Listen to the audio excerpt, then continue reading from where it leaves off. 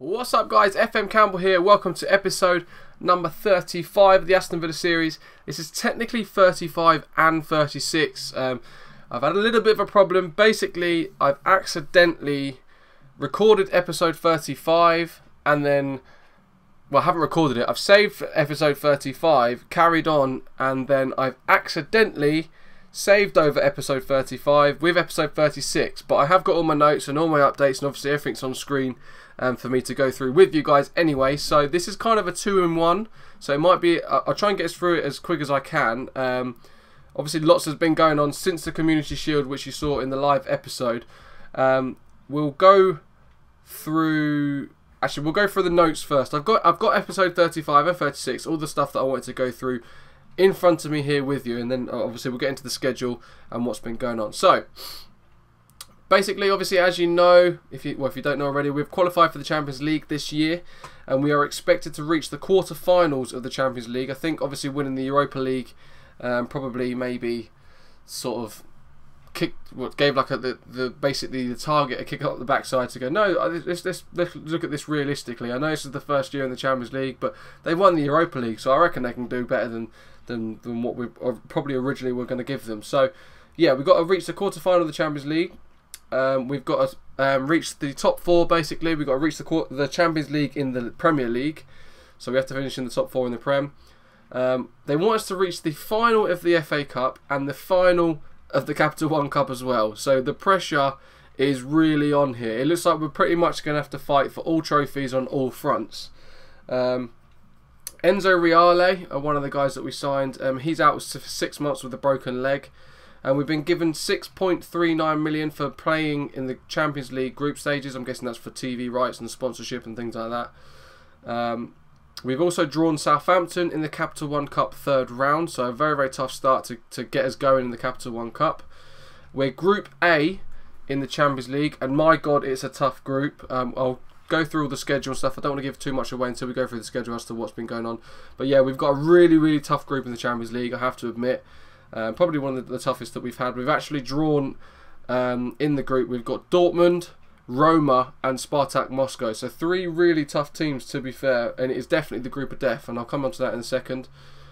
Yeah, basically we then sorted out our squad for the Champions League. We registered our squad and stuff. Thiago, Wilkeen and Baba were all left out. I'm starting to wish I put Baba in, especially. He's so good on this game. He's so consistent. He's also from the World Network game. If you've seen them episodes, Abdul Baba has been an absolute beast. And apparently he's signing for Chelsea in real life. So that just shows you how good of a player he actually is. Spotted by the FM Campbell scouting system, just to let you know. So yeah, they've been moaning obviously about the not being in the Champions League registration for the Champions League squad. I spoke to Baba and Wilkeen. I said, look, you're going to be playing in other competitions. They were quite happy with that and gave a good response. Said, okay, no problem. And then hopefully maybe they'll press on and see if they can get in next year's Champions League squad, if we were to reach it, obviously. Thiago, not so much. He was quite disappointed that we hadn't put him in the Champions League. But Thiago is very much a moneymaker. I think come January, if not end of the season, I think we may try to sell Thiago. We've got players already in his position. He was available on a free. He's not exactly a terrible player if we look at him now.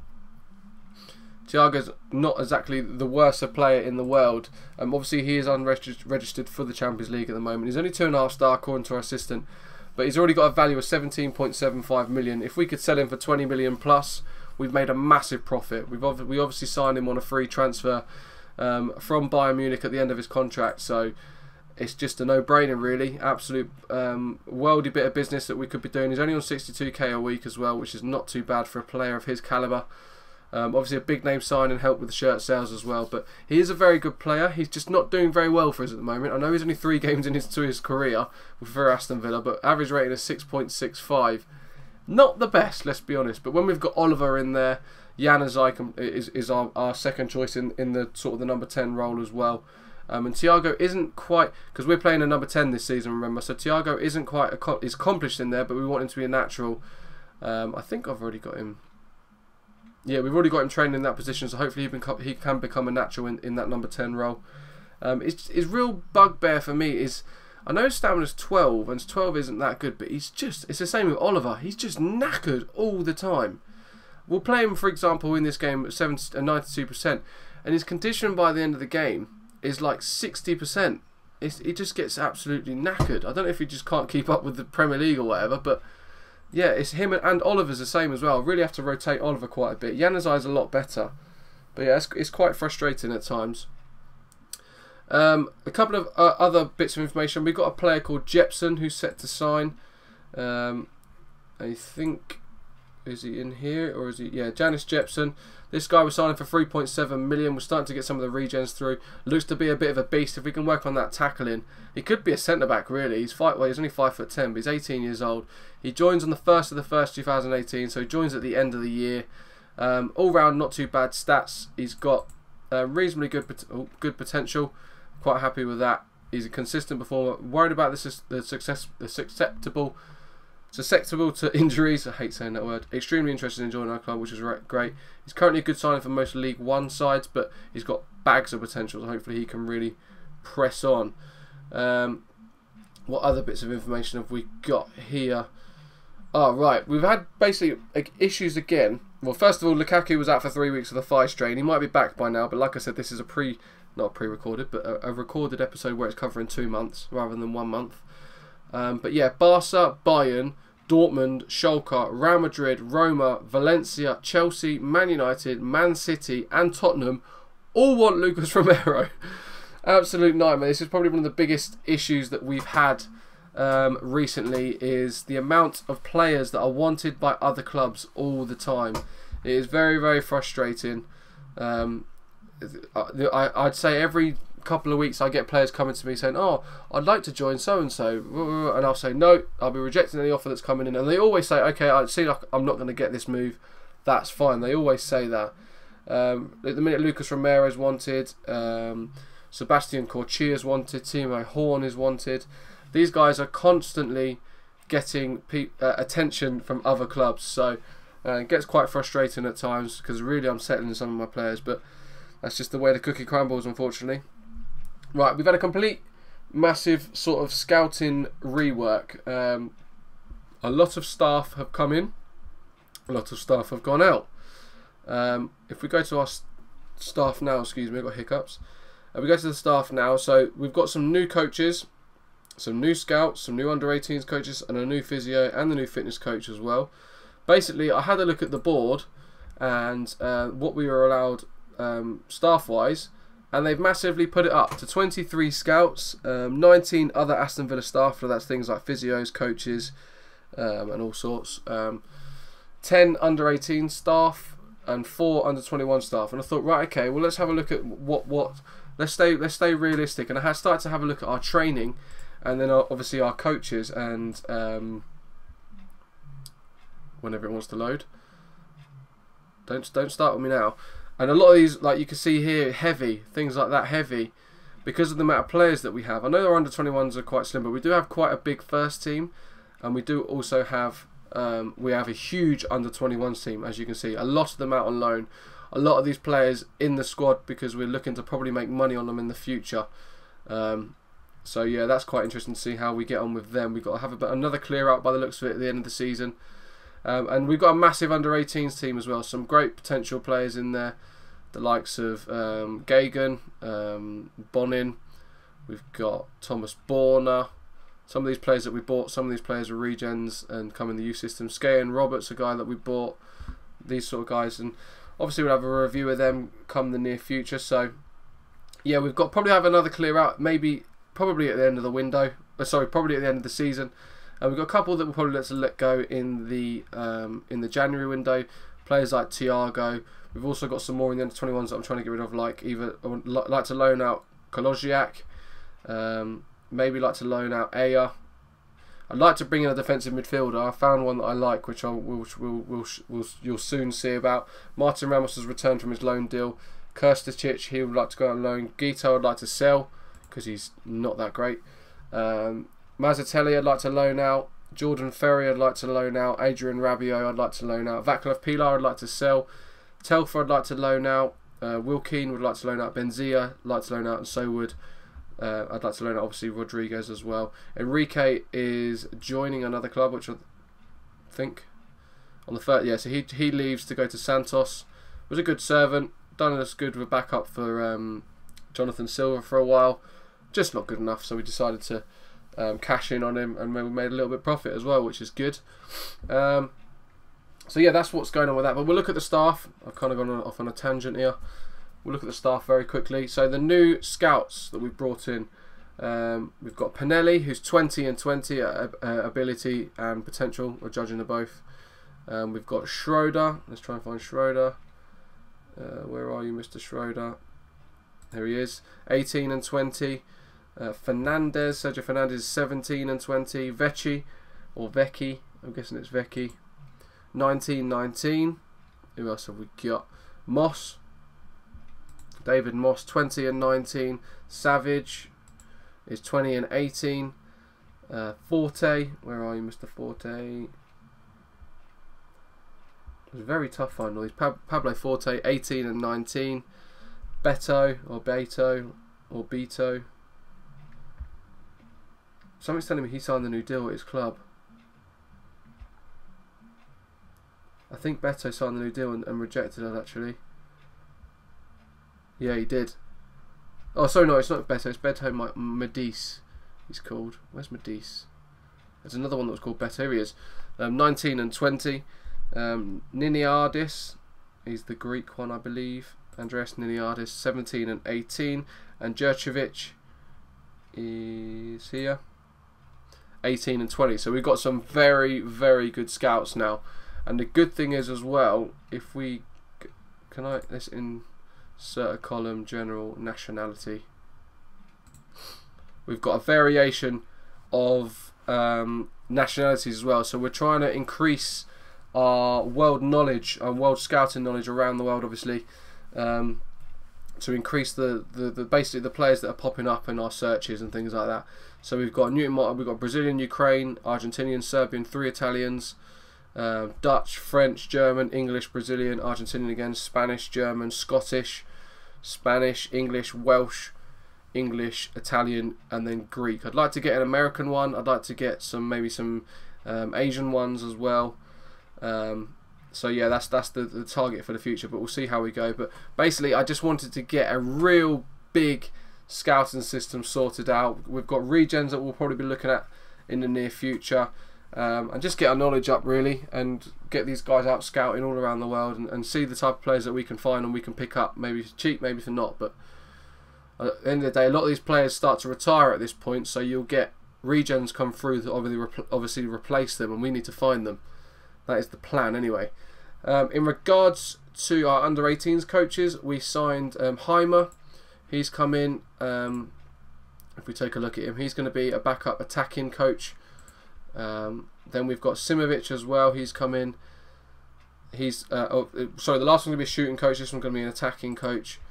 Then coaches wise, we've signed a couple of backups. We've got Simone Montanaro. I liked him because he was good tactically, and he was like good at attacking and defending and technical, so he's across the board.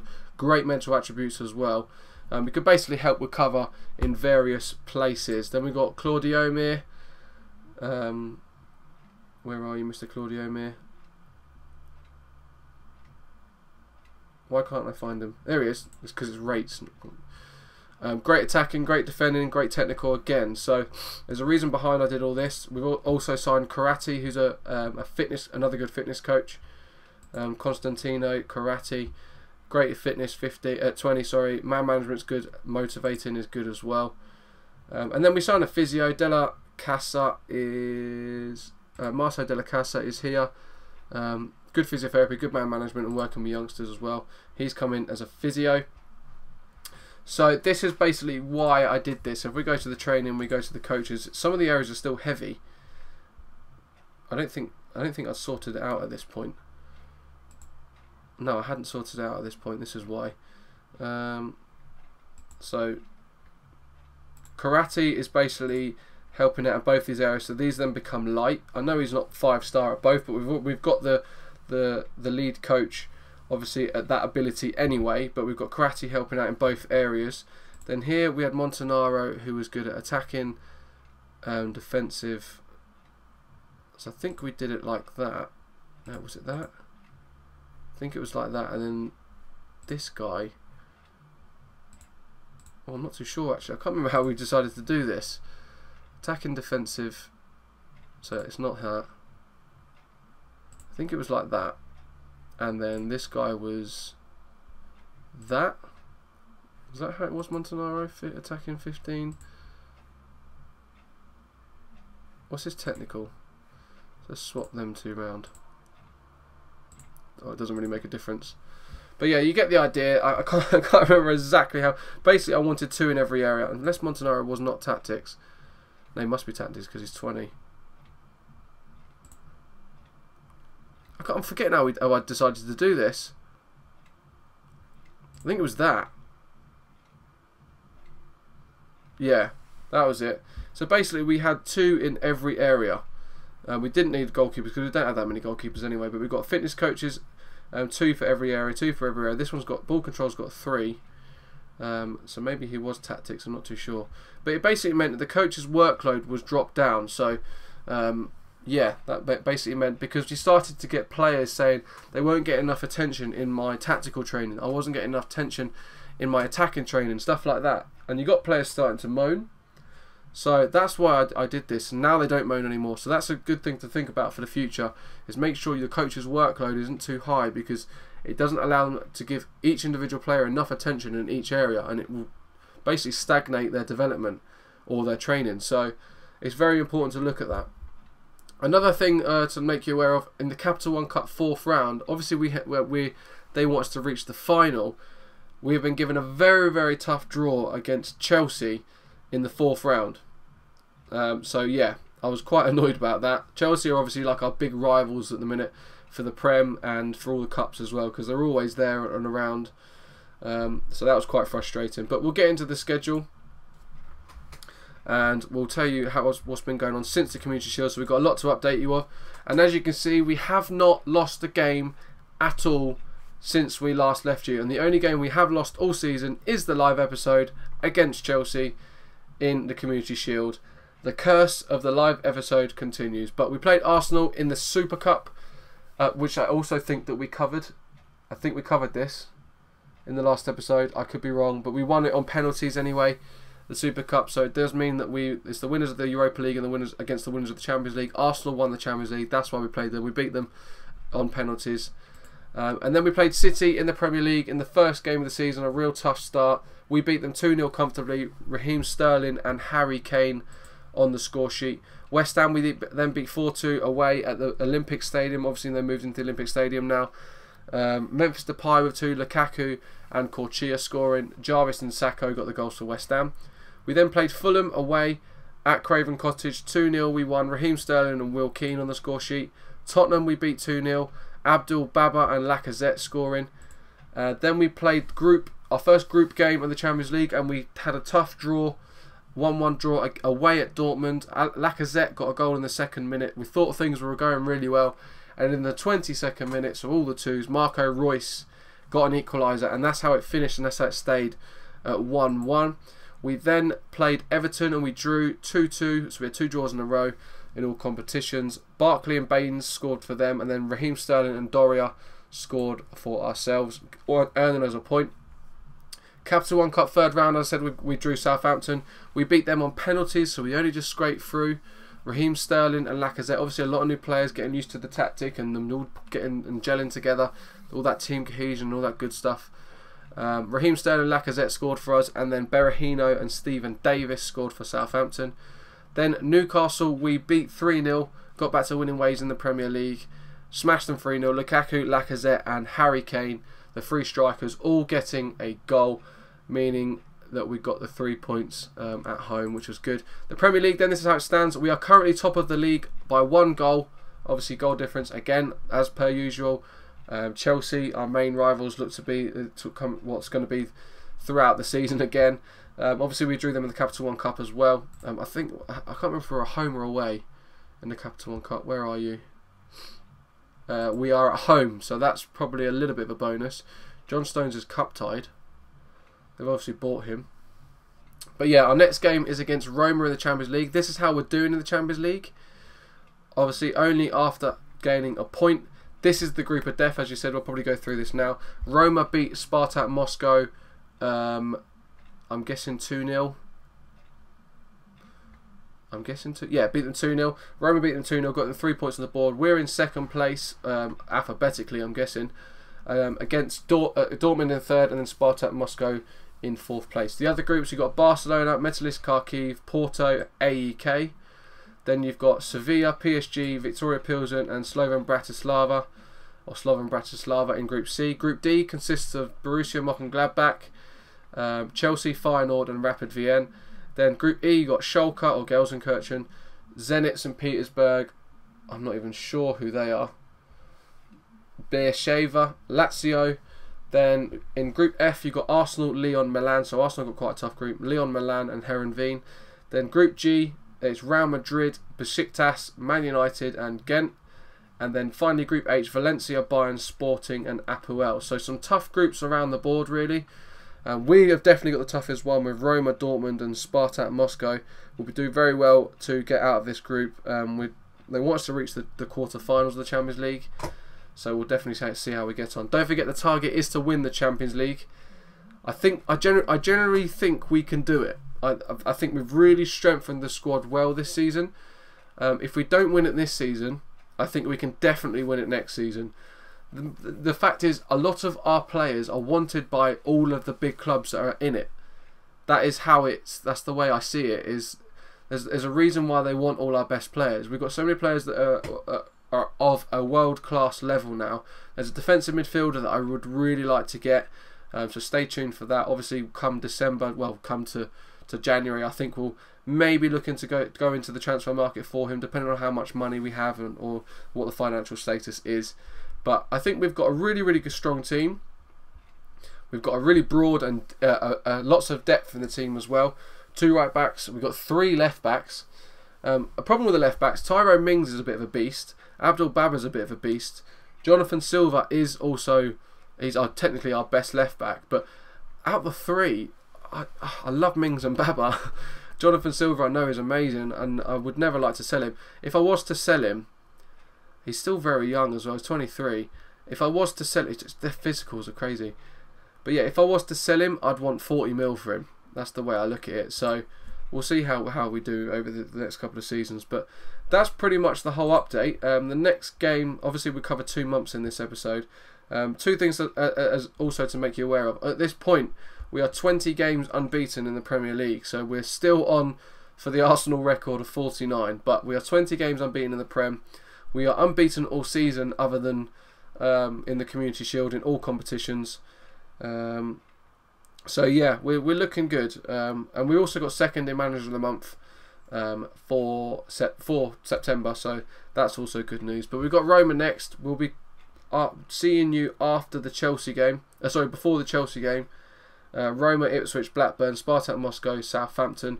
We're having a complete reshuffle of all the scouting over the next couple of months as well, which I'll go through in the next episode. But we're doing well on all fronts. We're still in all the competitions. Obviously the FA Cup hasn't been drawn yet. It's still away right in January. It's weird that starts in January. But we've got Chelsea in the Capital One Cup. We're top of the league. We're second in the group in the Champions League, but we've played the best team in the group, and we drew with them away, so that's good. So we're looking good. I'm pleased with how things are going. But let me know what you guys think. Remember to leave a like. Remember to leave a comment if there's anything you want to know about. Thank you very much for watching, and I'll see you guys in episode number 36. It'll be technically, I think. Yeah, 36. Peace.